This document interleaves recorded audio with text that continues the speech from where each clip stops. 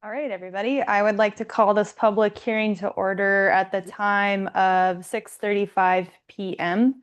My name is Natasha Kermer. I am the chair of the Planning and Zoning Commission for the City of Sheridan, and I will be presiding over this hearing. Chairwoman Kremer, I think that's for the hearing. So you Yeah, can I just call skipped a few the, steps, didn't I? yeah, and maybe before we get into that, Andrea, we'll turn it over to Andrea first. Thank you. Do we want to? Okay, ready? Can you hear me? Yes. Okay, great. Hi, everybody. My name is Andrea. I'm here with the Community Language Cooperative. We're going to be practicing language justice today, and we're going to have simultaneous interpretation in English and in Spanish. This video is being streamed on YouTube at the City of Sheridan YouTube page. Si tú estás viendo este video en este momento en inglés desde la página de YouTube de la ciudad de Sheridan, la presentación en español va a ser publicada en el futuro en la misma página de YouTube de la ciudad de Sheridan. I do want to remind everybody in the chambers right now that Spanish is 20 to 25% longer than English, so it takes me that much longer to repeat everything that you're saying in English into Spanish. So please try to speak at a conversational pace and speak very close to your microphone. And if you're referring to anything in the package, just let me know where you're at so that I can follow along with you. And if you're going to read directly from the packet, just please remember to read at a conversational pace so that I can keep up with you. And thank you, host. We can start interpretation now.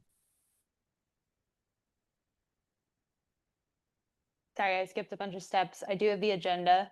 So I would like to call this meeting to order at 6:37 p.m., please. Can I have a roll call, please, Nathan? And if you want to give us 1 second. So while Nathan's queuing everything up here, getting the interpretation started, you've got some new devices in front of you tonight. So this is what our city council's been using for about a year now. So in a second, we'll kind of go over how they're going to work. We wanted to test them out tonight because it's a pretty low stress evening for everyone. So it's going to be for voting, and you can also view your packet. You can view the written materials, which is really nice so that in the future, you don't always have to bring them in with you or use a paper copy. So we'll get into that here in just a second. What this software is going to do for us, it'll walk us through the whole agenda. It does voting, so you'll have the opportunity to actually vote on things, yes or no. You can press a button to speak. So when we get to that, like the deliberations, we can kind of put in order who wants to say something. So it's gonna be a little trial and error tonight. Nathan just did the training this afternoon with Jenna and Reagan. So we're gonna see how it goes. But yeah, we're really excited to roll it out. This has been a big deal for City Council. It's really nice to have the voting up on the screens in the room. And then, as Andrea mentioned, we're streaming to YouTube now. So doing the Zoom function, it automatically streams to YouTube and then it saves it there for later so people can watch in real time, which is a little different. We were like posting the link on the website. It's just easier to do the streaming to YouTube now. So I will kick it over to Nathan for next steps. Yes, and please bear with me online if you don't see what you think you're supposed to be seeing. I'm sorry. So yeah, you guys have your tablets up there, and as soon as I click on the discuss, you should be able to sign into roll call. It looks like Jason is already present. Perfect. Yeah, so if you just swipe up and then it should be, yeah. There should be a big green button that says I'm here. Okay, it looks like everybody is in who's here. All right, and is that showing up? Okay, good. It's showing up on the screen as well. All right, so now that everyone is here, now we can do roll call. And mark all the staff present. And then can mark us all present. Yes. All right, and Jason, go ahead and hit. There you go. So this is our official roll call. And now since Jason is not here, we'll go into the second part of roll call, which is excusing Commissioner Jason Abbey. So I don't know if there's language to read for this. I can click to the next screen. Perfect. Yes, Commissioner Abbey let me know he is out at a work thing tonight, so we'd consider it an excused absence. And we have a motion up there if somebody wants to make that motion, and we have a second. So now we can vote on And now that. you can vote. And DJ, all right. So now I can mark Jason as excused, and we will move on to the next item. This is awesome. All right, so the next item is the review of the minutes from March 18th. And if there's any discussion, this is when you all discuss. And we have a motion from Commissioner Kermer and Commissioner DJ Callahan seconded. So now we can vote on the minutes. All right. Great. Minutes are approved, and the next agenda item is the new business of the public hearing for the rezoning. And then I'll make just one comment to y'all about this. So there's a motion in here that's kind of recommended by staff, right? That's what will be written. And it's a great way to just keep record of everything, obviously easier than perhaps taking notes. But if something came up where we needed to amend the motion, we can still do that. So you're not locked into what is in here. So say we had a hearing and you changed, so just so you know, it's still fluid, but it's just a really efficient, great way to keep record and a good system we have. So just so you know. Yeah, it's more like prompts, so you can kind of look at the prompt, and if you want to change it, I don't know if we know how to do that yet, but we can definitely do it verbally. We can do it verbally. And as you can see, it moves the meeting along really quickly, and it's great for the records. And if something happened where we had to amend and the software glitched, we can do it, take notes. Mhm. We'll do the roll call that way and we can work with Jenna to fix it. So Yeah, you guys are doing great. yeah, you're doing a great job with it. Yes. It's going to be slightly different. So you have some more options without looking at yours right now from the testing earlier. It kind of gives you like a queue. So like if there's a request to speak, it'll put a queue there for like who requested to speak first. You could kind of work through that. I think you could clear the queue and say, okay, this commissioner spoke, on to the next one, kind of organize it that way. And then I don't know if Jenna put it in, but like when you were looking at the minutes potentially, if you look in the upper right, there should be like, it looks like a hyperlink sometimes where you could like hit a drop down and it would pull up the actual document with the minutes in it. So maybe at a future meeting or when we get into the public hearing, we'll try that because I know the public hearing script is in there where you click on it, it pulls it up and then everybody can see it and scroll through. And then you just hit close in the upper right to go back. So as soon as I open the public hearing for discussion, it should show up on your tablets to pull up the script if you'd like it. Perfect.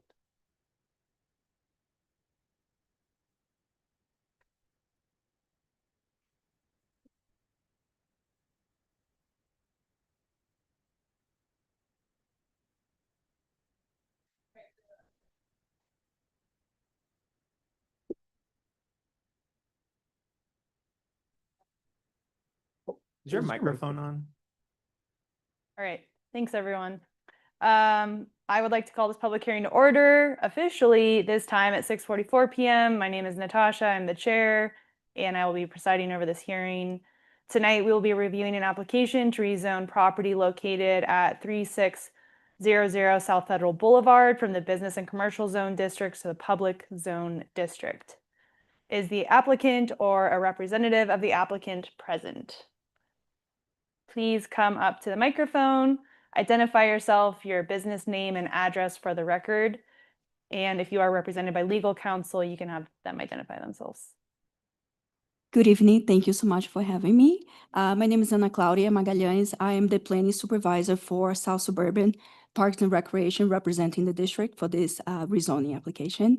I don't recall the office address, but we are located at the sports complex in County Line, Littleton, Colorado. The purpose of this hearing is for the commission to receive information, data, and testimony for the commission to make findings and reach a conclusion as to a recommendation to City Council on this rezoning application. For this hearing procedure, we will use as guidance, but not be strictly governed by the Colorado Rules of Civil Procedure. All interested parties will be allowed to speak. On this matter, we will first hear from City Planner Ari Snow, followed by a presentation from the applicant, so you can have a seat first if you'd like. The commission may ask any questions of staff and the applicant following their respective presentations. We will then hear public comments followed by any response from the applicant. Ari? You can do the exhibits for the record as well. I need to enter those into the record, don't I? All right, thank you. At this time, I will enter the following exhibits into the record. Exhibit A, staff report. Exhibit B, application for rezoning. Exhibit C, proof of publication. Exhibit D, affidavit of mailing. Exhibit E, affidavit of posting at the property. Is the city ready to begin?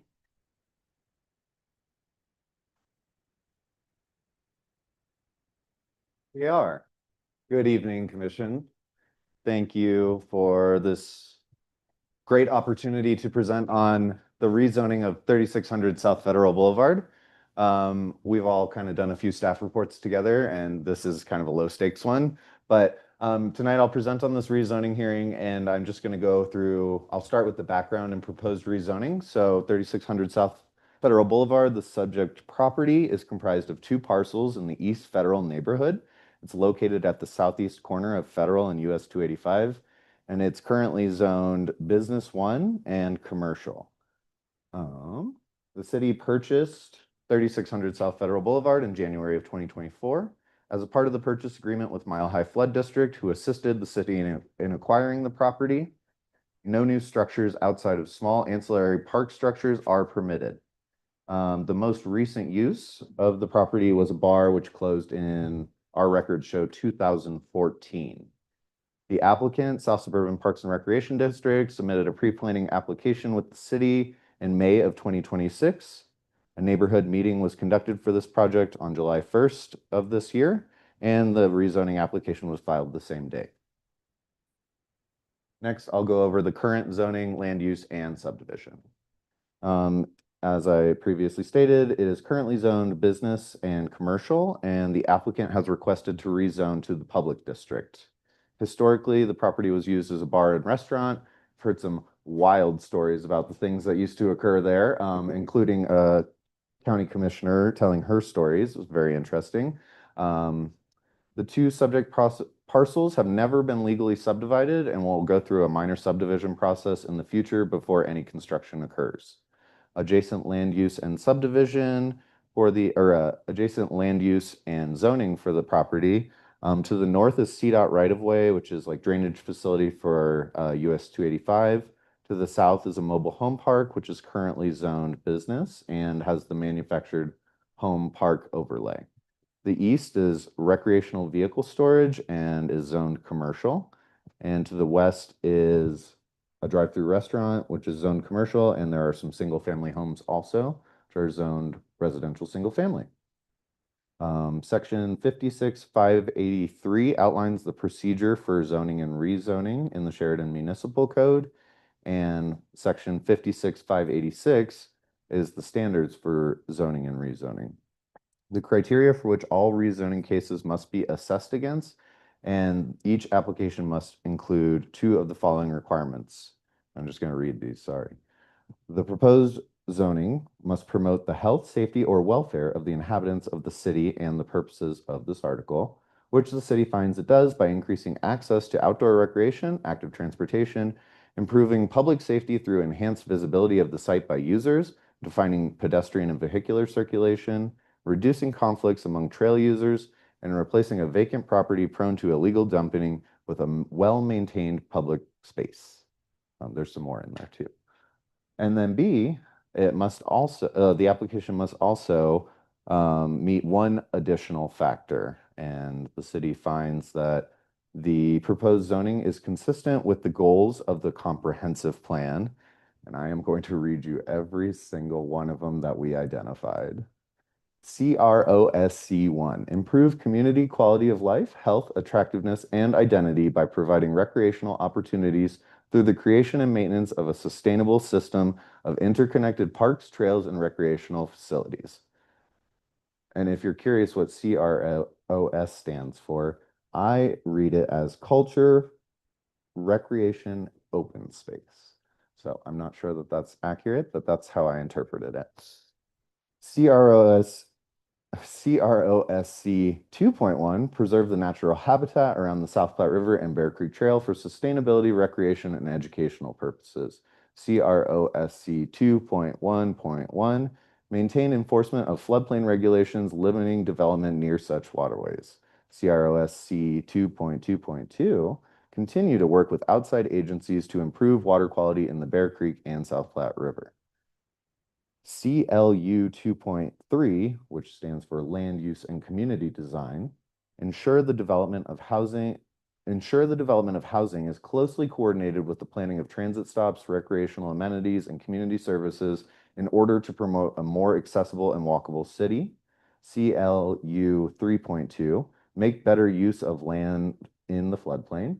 CLU 3.2.1, add to the existing trail network that runs along the waterways in the community. And finally, NEF1, Neighborhood East Federal, capitalize on the existing amenities in and surrounding the neighborhood, such as the Broken Tee Golf Course, Mary Carter Greenway, and Bear Creek Trail, to rejuvenate the South Clay Corridor and provide more open space opportunities for residents, business owners east of Federal Boulevard. This application, as with all applications, was referred to our external agencies and internal departments.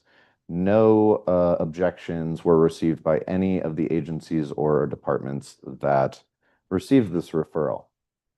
As is required with all rezoning applications, a neighborhood meeting was conducted on July 1st. No members of the public attended. City staff were in attendance and waited approximately 20 minutes after the designated start time. We find that this is probably due to that significant neighborhood feedback was gathered last year at a neighborhood Tequiza event, and feedback generally showed support for the project. As outlined in section 56.584, a notice was sent to property owners within 300 feet of the subject property, notifying them of this hearing date today. It was also published in the Littleton Independent and posted on the property at least 14 days prior to this hearing. And all those affidavits affirming those statements I just made are in your packet this evening. And with that, staff recommends that the Planning Commission recommend approval of a rezoning request from Business 1 and Commercial to Public Zoning to City Council.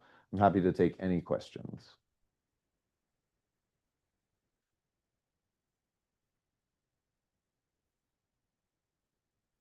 Does this mean that the design in the packets, what they finally, is that the final version? Like Great. after all the input and stuff? Great question. So you'll definitely hear a little bit about that from the applicant. This is still a high-level design, so the applicant, South Suburban Parks and Rec, in conjunction with the city, will have to go through a minor subdivision process as well as site development plan process. So that'll be like the more formalized construction documents at that time. But we are moving right ahead with floodplain modeling and construction documents, and we're getting close to 75%.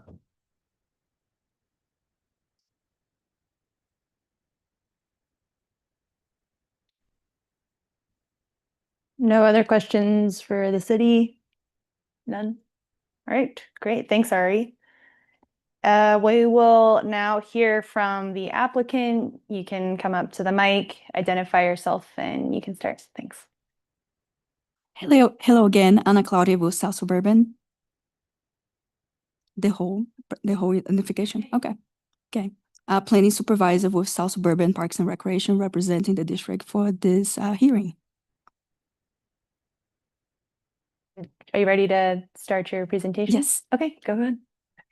Do we need to share any slides or anything? It is being shared on the Zoom. I'm not sure Do you if I need them can up here? do both. I'm sorry. Do you need slides up here to?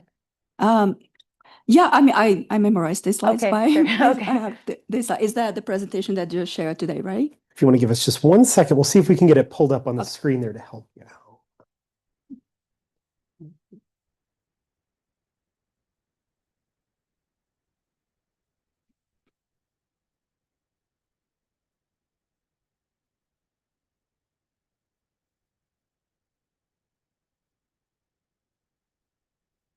And so she may be able to hear you a little better. Okay, great. If that, just because she's online, it'll. Sounds good. Thank you.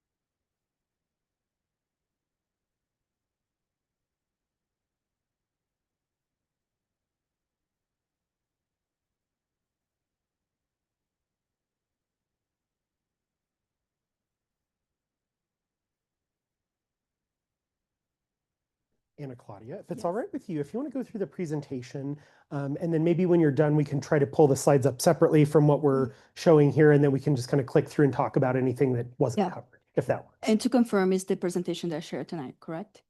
Okay, That what? that I shared tonight? We have it over here. And it's sharing online to the YouTube streaming, okay. just not in the room, and we're trying to figure that out. Perfect. All right. So thank you so much for having me. It's a pleasure to be in front of you. I had a pleasure to meet you all back in January this year when we first presented the concept design. Since then, we did a lot of work together with the city, and the concept design, the final site plan that you see today is the same site plan that we presented to South Suburban Board that was approved, and also presented to City Council and to you guys earlier. So thank you so much for having this opportunity to be here at this hearing for the rezoning. The renderings that you see after that is just to reconfirm and remind you the intent of this project is to really to provide a amenity benefit to the community, enhancing the site with trailhead amenities, a small park amenities. Has been an incredible journey alongside with the city to listen to the community, engage with the community, and bring forward to you a site plan that really reflects community engagement and community feedback. We learn a lot, and we can't wait to do a next project with you guys because it was so much fun to be bringing in the community for this important project. I also want to highlight that part of this project is the realignment of the Bear Creek Trail and the realignment of the bridge that we're going to bring to a more safe and a more efficient way to travel, really reducing a lot of the conflicts between trail users and just cyclists and trail users. Those conflicts are being studied right now. Current, we are at 60% construction documents, advancing to 75. There is a lot of work ahead of us. We also got very busy applying for a access permit and really coordinating with our external partners, Mile High Florida District and CDOT. So we are really excited about this project. It is a pleasure to work alongside you guys to bring this community this amenity. The two renderings subsequently slides from the concept site plan is just remind you the intent of the design. It's like a enhanced trailhead with a small park with very considerate improvements to the trail and the bridge. I also wanted to tease out a exciting coordination that we might have ahead of us. As part of this design evolution, we also looking very the intention of wayfinding and really enhancing that corner. We're looking to our typical standard monument sign that's typical to South Suburban District that announces the name of the trailhead, Bear Creek Trailhead, to the public, just signalizing that this is a space public for the community. We have an opportunity also to bring some wayfinding that has been a coordination early on as the Bear Creek Trailhead wayfinding. We are looking to bring some of those signage typologies to the project as well, just to make a cohesive wayfinding for the corridor. And there is an opportunity to, as City Council expressed desire to an opportunity in the future to put a civic monument sign, "Welcome to Sheridan," which we are happy to work the details on that, and then we are willing to hear your suggestions and ideas you may have. We can facilitate the. We already a part of the design picked a perfect spot for that sign in the future, and we can facilitate installation of that. So it's very excited to continue to enhance and bring this important project to the for the city and the community to fruition. Thank you so much. And any questions you may have?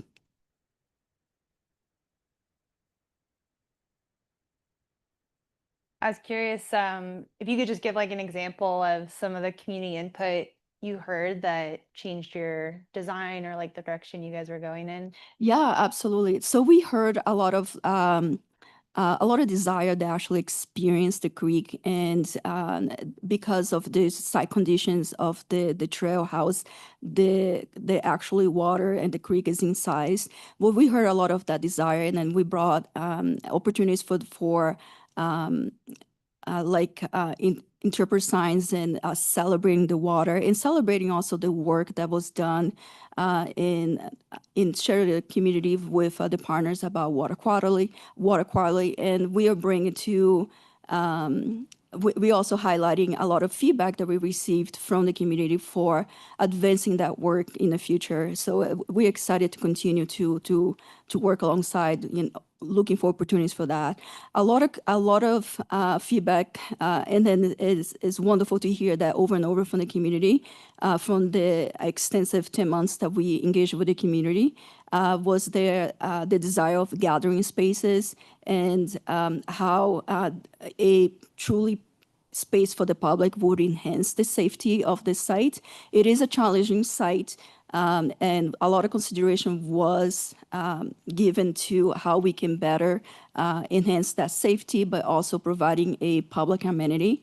And we heard a lot about how the community wanted to just gather and use the space. So we reflected that feedback on a very intentional ways for recreational, small recreational amenities, but also a lot of shade and seating and enhancing the trailhead amenities to serve the regional trail users and make a safe points for stopping and enjoying that amenity as a family, as a community. So it was very powerful feedback that we received. We also heard a lot about when you're going to do the underpass project, which we can't wait to tackle that one, but it will make this project even better because it's such an important connector from the trailhead site to the other parks, amenities across Federal Boulevard. So we heard a lot about that too.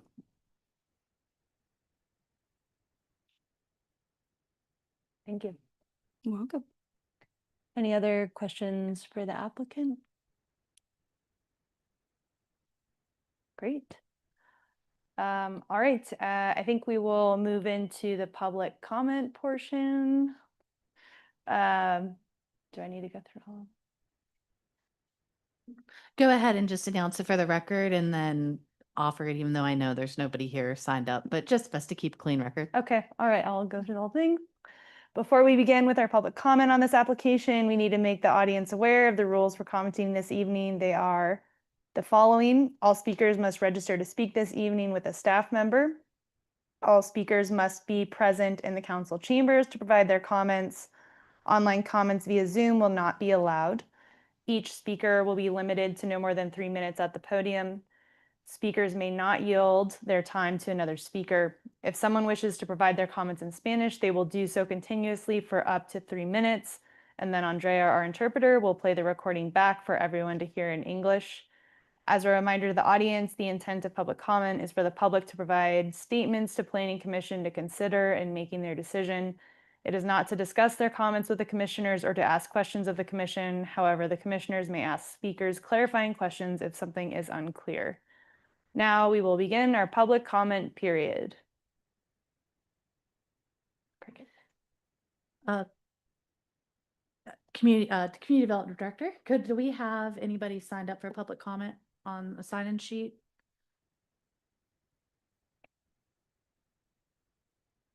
No, we don't. We do not. Okay, and you can proceed. There's nobody in the audience, Yeah, so good. you can close it if you need. Thank you. It's just a good thing to keep a clean record and always practice it, as it'll be a script anyway. So. Sure.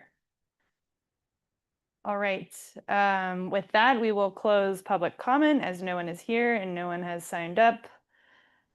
All right, we will now close the public hearing. The time is 7:07, excuse me, p.m. and we will reconvene the regular Planning Commission meeting. And this is where we can discuss the application as a commission. I like parks. That's about all I got. They put a lot of time and effort into it, so I think it's a good thing. I agree. We might get a sign out of it. Right?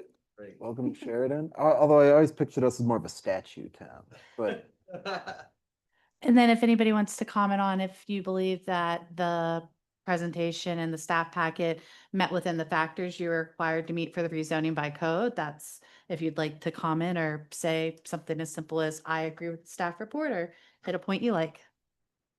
Yeah, I agree with the staff report. It seems like the standards for zoning and rezoning fit well with the comprehensive plan and improving the welfare of the community. So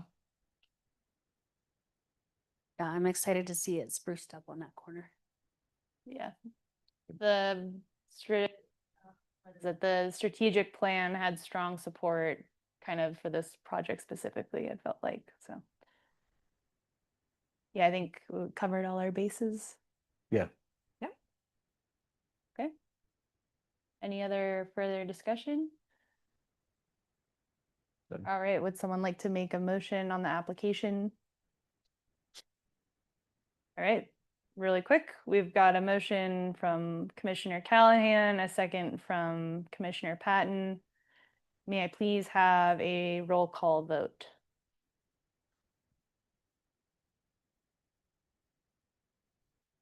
Looks like the motion passed 5-0. Great.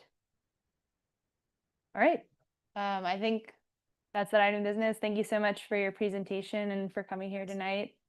I'm really excited for the project, so Yeah. yeah. Yeah, and Commission, if we have a second, so now that we're through the business part of that, we might be able to get the presentation up on the screens for the benefit of everybody in the room. Anna Claudia, if you have a second, wouldn't mind just walking through those for everybody in here. We think we captured what we needed to for online, so thank you for bearing with us. Good. Yeah, and the presentation obviously won't change y'all's vote, but it's just for y'all's edification. And to supplement, you worked hard on that, I'm sure, and it'll give just online and Just allow. opportunity to have it walked through. But again, the vote's overdone, it was approved, so that will not change. And thanks for the bearing through with the technical issues. It's just a little bit of a newer system sometimes.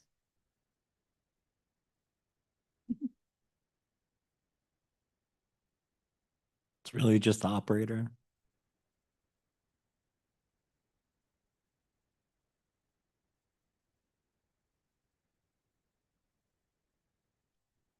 Yay. There we go. Thank you, Jenna. The No official, problem. Just let me know when you need me to advance and I can change slides for you.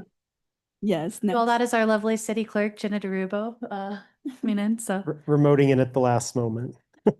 Thank you. So the next slide is the approved concept design. Next slide.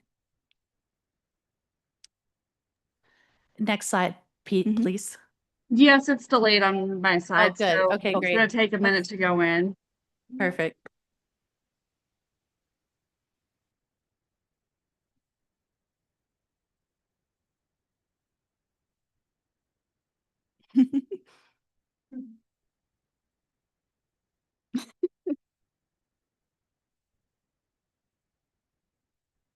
There we go. So this is the final site plan that we're working through advancing design development that was approved by our board and directors. And when it was in preliminary phase, it was also presented to you guys at the beginning of the year in City Council. And that really illustrates the intent of the design of that main core trailhead amenity with the small park. The key it is, but some of these amenities and design elements does create that visual and safety buffer from the on-ramp on the highway.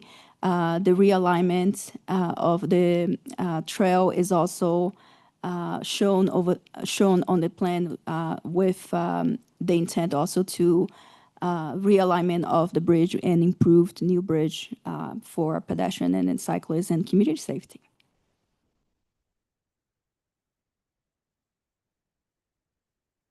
So this illustrative here was provided by our consultant and just show the intent of that trailhead amenity as also functioning as a gathering space, and that this is looking ahead of the pocket park and how can those two uses really can complement each other. And we worked alongside with the community to balance what we heard from the community as the desire of getting the family-centric, public, accessible, a new amenity for Sheridan community. So that was very exciting to work that community feedback into the site. So it became very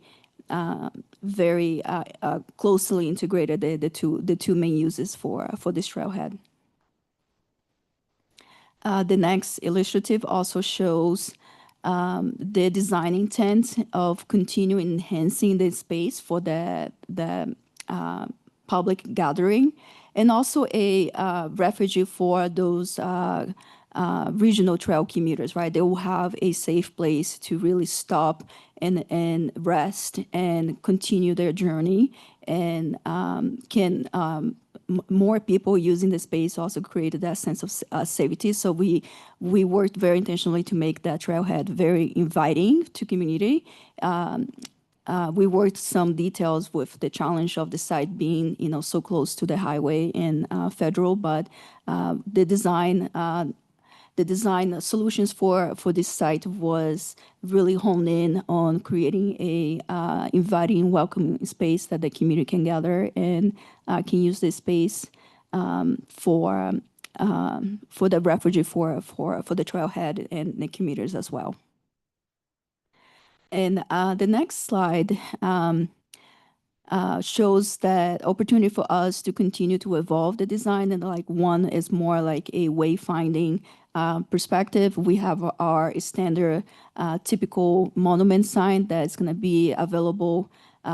Is consistent with our district, and every district operated and owned has this signage typology. It really signals to the community this is a public space and it's welcoming. The next slide is a opportunity to integrate a more unified sign topology with the Bell Creek Trailhead, and the corridor itself is also the same typology language from the Mary Carter Greenway as well. And it just creates that sense of place, and it really unifies the corridor and really gives the sense to the community, you know, like they are part, this is a unique node of the corridor. We are early stages. This is just one of the options that we have. We're working alongside with the city to continue to integrate potentially this sign topology in the project as well. We are early discussions of that. Believe. So this slide goes a little bit. We are at the early stages of identifying. We are 60% CDs advancing to 75 CDs. So we are really working really hard alongside the city and our consultant to continue to create the project to budget, and thus we anticipate the project will the investment for this project. It is a big investment because we have a full bridge replacement, the trail realignment, and the trailhead and small park amenities. So it did add up pretty quickly, but I think this is a huge investment and for the community, and we are very excited to work on this project. But we have a lot of work to do still on stacking the funding for this construction. And that was the only slide that was new. And if you guys have any questions about the budget or anything else that comes to mind. Sorry, did you say the budget's available, or you're gonna have to find certain grants to cover parts of it? No, the budget for construction is not available. We have a lot of work to do when it comes to identify some key grant partners to apply to supplement the construction. We are currently working through our budget planning at this moment for 2027 and subsequently additional conversations with our leadership and board for the following years. The goal is to build this project in one phase, but given that we can stack the funding, the full funding for the project. Right now, some funding is identified for the 2027 budget. It's gonna function more as a matching funds for future grants. And right now we are going through the process of our CIP planning, and will become if does get approved and voted by our board, we'll know in November what it is for public information, what we're able to stack from South Suburban CIP planning.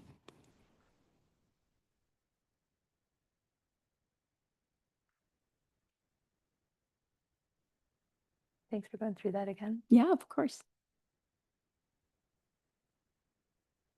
Any other questions? All right, yeah, cool. Thank you very much. Thank you for having me. All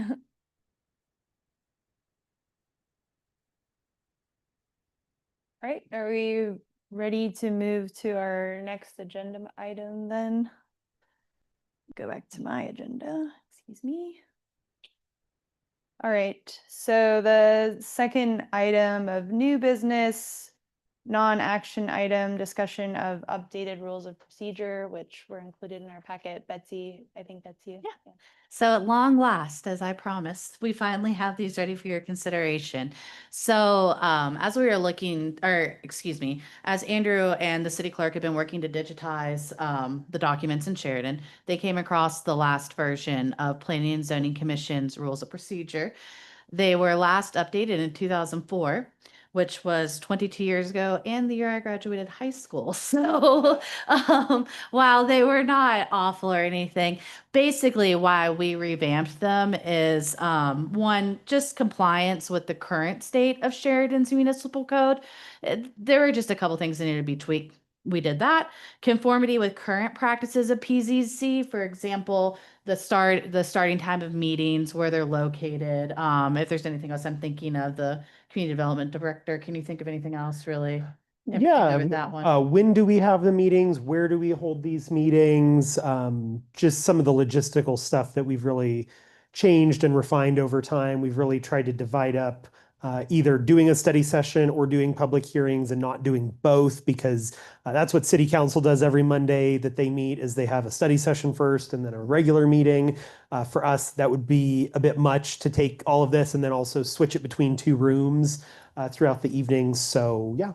That, and then another one we did as well, I recall actually, is with the noticing procedure. It just says that obviously we comply with state law with that always, but it also will just follow the same post, or the recommendation is that it would follow the same posting places that are announced or adopted by council every year. So that means to all the public, hey, same place you look for city council publicly, online, wherever it is, same place for planning and zoning. We're already doing that, but it just kind of puts in your rules to make it clear.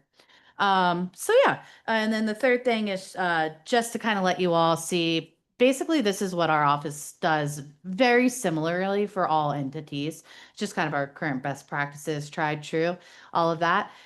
Finally, one of the bigger things, although he won't really notice it, but tip. So there's Robert's Rules of Order, right? And I'm sure you all have heard of that, are familiar with it. Robert's Rules of Order is about 800 pages or so. And it isn't narrowly tailored at all for municipal government. It doesn't mean it doesn't work. It does. But there's anything called Bob's Rules of Order. It was developed by an attorney in Colorado. His name is Bob Widener.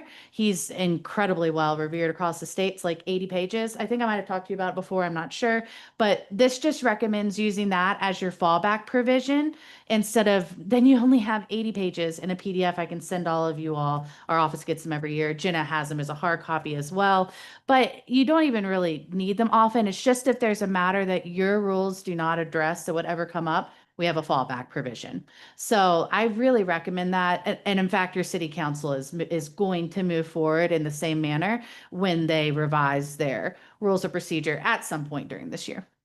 So other than that, we didn't include the red line version in the packet just because it was quite a bit to modernize them. But if anybody wants the red line, tell us, and Andrew can absolutely send it out to y'all. Otherwise, if you have any questions today, if you have any proposed recommendations, revisions today, let me know. If you need more time to look at these, you can bring those back to next meeting. But I would say if there are proposed revisions today, we're obviously not taking a vote, but just kind of a thumbs down, thumbs up. Yeah, we all agree with this, or if only one person does, we're going to table that and bring it back next meeting and you all can reconsider it then. But I can do some red lines if we're general consensus today before next meeting when they will be up for adoption. So I've talked enough, so now it's y'all's turn.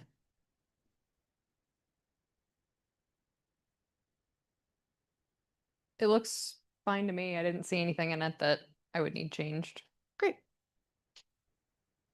Perfect. I was good with it too. Okay, great. Yeah, and if anybody sees anything, and just some other things too, I'll kind of let you know in here, just on the first page too, where it says that they'll be reviewed once at least every 5 years, and I kind of did that way, basically just because you all have staggered terms, and it just assures somebody has eyes on them so we don't go 22 years again. And that's, we do the same recommendation of time for all of our municipalities. It doesn't mean some of them haven't changed it to what they think is better, but that's common. And yeah, just the rest of they're very basic. I tried to keep them, theoretically short. So nine pages is pretty good. So yeah, if you all think of anything between today and your next meeting, you have a question, email both Andrew and I, and we'll set up a time to call you, or shoot me an email. Otherwise, it'll be up next time for adoption. Thank you all. Betsy, one question. I think last meeting I was at, you and I talked about was like a gray area of like certain things weren't public hearings, but we would just like follow public hearing procedure. Okay. Does this clarify that at all? Like everything's a public hearing, or it just says that like I can't remember the examples, but I can't recall either. We had a meeting like I missed the last meeting, but then the last time I remember meeting in here, it was some application that wasn't a public hearing, but was like the level below. Am I off my rocker? Does this make I sense? believe you might be referring to a variance application. That's an administrative review by the planning commission. Yeah. We follow public hearing procedures Okay. for that currently. Yeah, and so if that's through your ordinance, correct? Is that why we do it that way? Yeah. So if it's by an ordinance, we'll follow what the ordinance said. Otherwise, we'll give you the correct script, whether it be a public hearing script or it be a quasi judicial matter, I think. Yeah, maybe that's what I'm thinking of, like, Yeah, I think just to clarify, sometimes in the code will say, I think for like site plans adjacent to residential or a couple of other items that planning commission like reviews the application or something like that. So I think our policy would just be, it's just a public hearing. Anything like that where you're going to look at an application and make a decision on it, it's a public hearing. It's kind of easier to address that under these rules than to go find all those references in the code and fix them individually. So I think that is kind of, in the absence of more stringent language in the ordinance, in the code about how we would do that hearing on the matter, we would just follow kind of how we've outlined it here. And that's really the reason we want to have these in place, is because, we have had some things over the years where it's like, what are we doing with this? How do we, sometimes we want to have a more formal process. I'm thinking about like the flying saucer hearing where you have, multiple public comments. You might have some back and forth questions, deliberation. You want to have a really clear outlined process. And then I do think on some of like the variances and stuff, it doesn't have to be that formal. But again, the public hearing template is kind of how we would do it in the absence of more specific guidance. I apologize. Thank you so much for clarifying that, Andrew. That was a much better, I get now a little bit more what we were saying. Yes. So yeah, it would be that way. And it's always good to just create kind of consistency. It sets an expectation. So it's good to have it that way. So yeah. And this would still solve any issues that would arise in that. Did that answer your question? I think so. It was just like, I think before we were kind of like unclear about, and we were just like, well, we're just going to follow public hearing standard. And so I was just curious if this clarified that, or if that's still just kind of like at our discretion and that's what we'll follow. I'll look at the rules specifically to answer that, to tell you, I'm sorry, I don't have the 9 pages memorized. That's okay. I'll look if that answers your specific question. And in the meantime, that is just the way we would do it, kind of our custom and practice. Yep. Generally, unless an ordinance said otherwise, et cetera. Yeah, I had one other question. There was like a clause, and I'm not looking at it exactly right now, but it was like, if we decide to go against what's written as a policy, there's like an escape clause, which I'm thinking, to me, in the context of like, if we want to allow someone to speak more than 3 minutes or something. Yeah. And so could you like clarify that and like how that's exercised? Yes. So for example, with say public comment on a quasi judicial matter like tonight.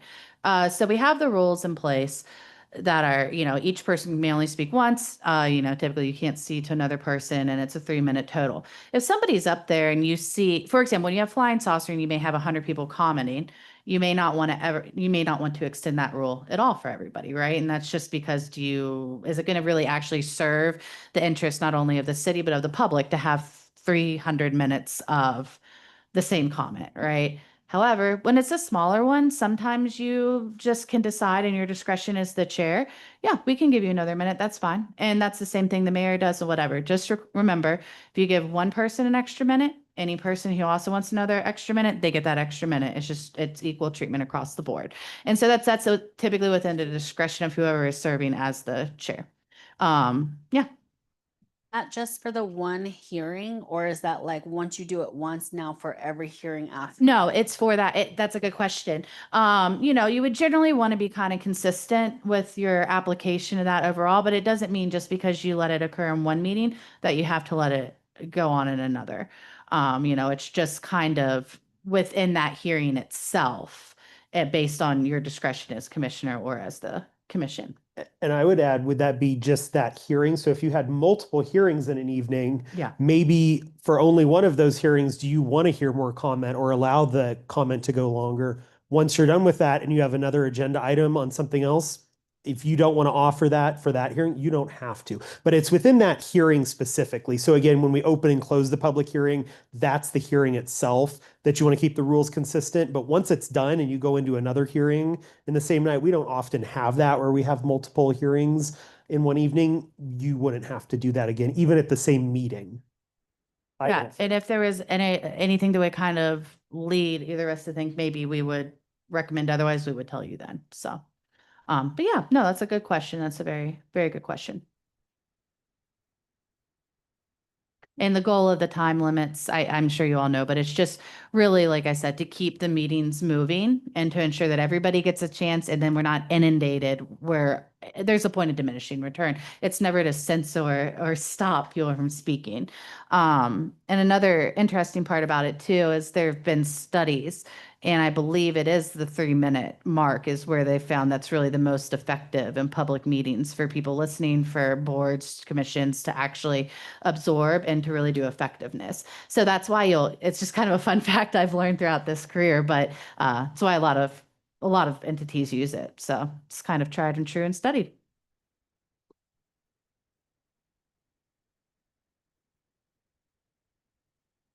Any other questions?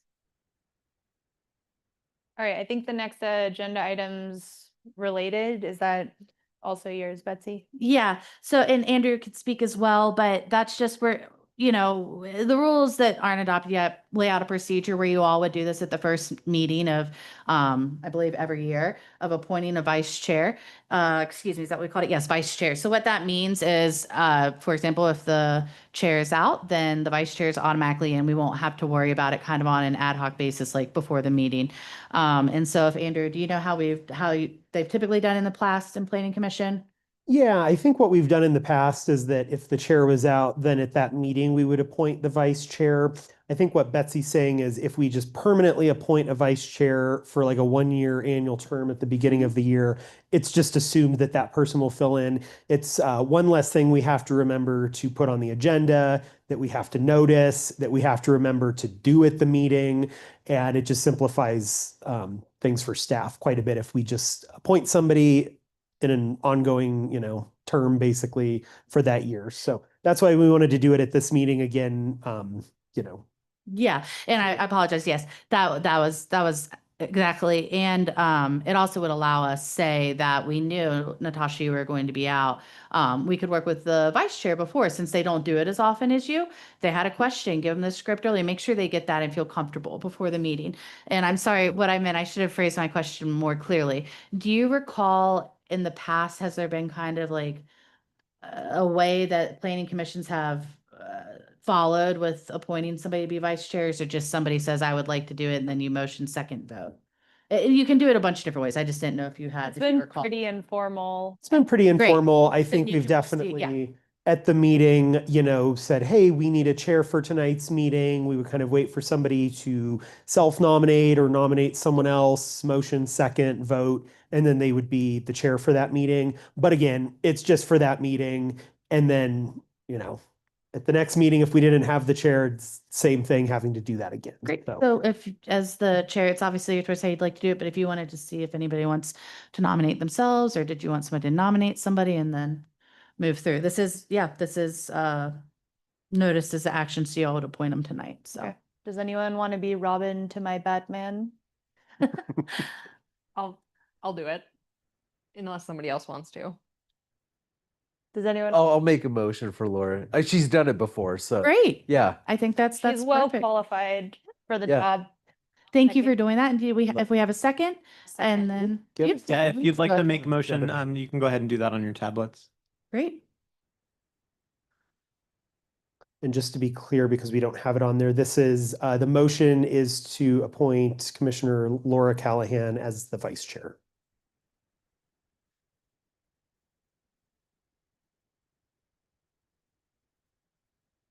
Great. Right. Thanks for doing that. We'll do it again in January Congratulations. and not before. Yeah. And then obviously, like I said, I'm gonna go Vice Chair Callahan. Oh, well, first off, congratulations. And then so it was a really tough race. And then second off, if we have another hearing, that way we'll know in advance and we can set up a little practice call before, whatever you need. So all right, good. Thank you, everybody. I think Laura's more highly qualified than me because she's been at more contentious hearings than I have, because I seem to miss them every time. Yeah. Oh man. Okay, cool. Is there any old business, Andrew or staff?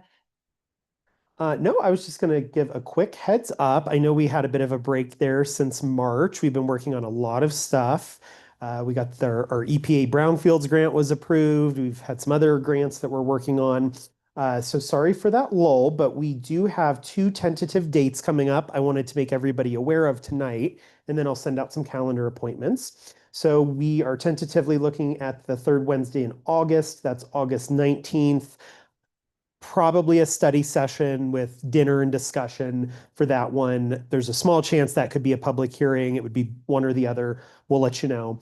And then on September 2nd, the first Wednesday in September, that one will probably be the public hearings on some subdivision plats.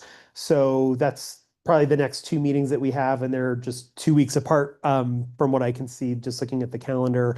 Wanted to give you that heads up. We kind of had some things that we were working on, and now thankfully a lot of it's going to be done at the same time so that we can have one meeting and hopefully knock out a couple of public hearing items. So just wanted to give you that heads up. And then I believe at the August meeting, we're going to be presenting our mid-year planning summary. So that'll be everything that we've been working on since January. So we've got a lot of big grant updates. Obviously, you heard a little bit tonight about the Carroll's Corner Pub property and what we're working on there. And yeah, there's going to be a lot in there. So we'll definitely get that in the packet and spend some time at the meeting just walking through everything that we've got going on right now. We've got a lot going on with our sustainability program. Last week, we hired a beneficial electrification specialist. So we'll talk a little bit about what that Dr. Cog funded position means for the city. So yeah, all good things, but a lot to talk about at that next meeting for sure. Beyond that, I don't have anything else this evening. I have nothing further. Cool. Yeah, I think we can move to adjourn the meeting. I think that needs a vote, does it? And I think you can do the motion to adjourn Oh, I do need a, can I get through a the system. motion to adjourn the meeting? I don't, It's not my, giving an option. yeah, my There's screen kinda is like different- not showing buttons that there's. Uh-oh. I think on this version, there is no adjournment. Yeah, Yeah. you don't have to. We just note We the just time. adjourn. So we could You just just want to note. note the Andrew, time. yeah, Yeah, if you we don't mind to didn't note the put in a time. motion for adjournment, Andrew. Okay. I didn't realize that you guys called for one. My apologies when I built out your agenda. So, I think it'll be okay. Jenna, you were more than helpful tonight. Thank you. Yes, you You're don't have to do a welcome. motion to adjourn. You can just say adjourned and just state the time. Bye. Okay, adjourning the meeting at 7:36 p.m. Thank you. Thank you, Jenna. Yeah, thanks for your help. Thank you all. you're welcome. Have a good night.